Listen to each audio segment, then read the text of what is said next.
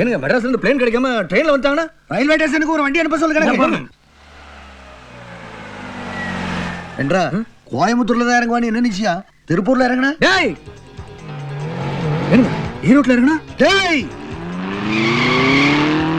எங்கண்ணே ஒருவேளை பொண்ணு பஸ்ல வந்தாள்னா? அது எப்படிங்க வெளிநாட்டுல படிக்கிற பொண்ணு பஸ்ல எல்லாம் வந்துட்டு இருக்கான். அட நீ ஒண்ணு ஊரெல்லாம் சுத்தி பார்த்து ரொம்ப நாள் ஆச்சுன்னு பஸ்ல வரலாமல்ல?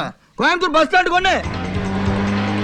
என்னங்க கோயம்புத்தூர் பஸ் ஸ்டாண்ட்ல தான் இறங்கணும் என்ன நிச்சயா? அப்ப ஈரோடு பஸ் ஸ்டாண்டுக்கு ஒண்ணு, திருப்பூர் பஸ் ஸ்டாண்டுக்கு ஒண்ணு. எனக்கு கோபிக்கு ஒண்ணு. அண்ணு பொண்ணு வரதுக்குள்ள கோயிலுக்கு போய் அது பேருக்கு ஒரு அர்ச்சனை பண்ணிட்டு வந்துடலாம். வண்டி எடு. எனக்கு வண்டியில தான் வெளியே போயிருச்சுங்களே. அதோ நிக்குதல்ல. எதுக்கு மாட்டு வண்டியா? ஆமா அதை எடு. ஐயோ பொண்ணு கோயம்புத்தூர்ல இருந்து வருதோ, திருப்பூர்ல இருந்து வருதோ, ஈரோடுல இருந்து வருதோ, எந்த ஊர்ல இருந்து வருதுன்னு தெரியலையே. இவ்வளவு பேசுறாங்க, பொண்ணு அமெரிக்கால இருந்தா வருதுன்னு தெரியுதா பாரு. கேட்டா சொல்லலாம். உங்களுக்கு இருக்கிற புத்திசாலித்தனத்துக்கு நீங்க எப்போ பர்மனன்ட் ஆயிருக்கணும். உனக்கு தெரியுது, அவங்களுக்கு தெரியலையே. வா.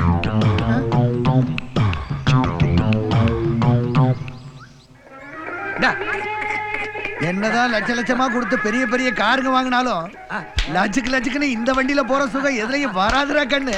ஆனா நீங்க ஒண்ணு இது குடுங்குற குடுங்கல குடல் வந்து கிட்னி வரைக்கும் வெளியே வந்துட மாட்டிருக்குது. வராதுன்னு இந்த குலுக்கலே உடம்புக்கு எக்ஸசைஸ் தான் கண்ணு. என்னங்க எக்ஸசைஸ்?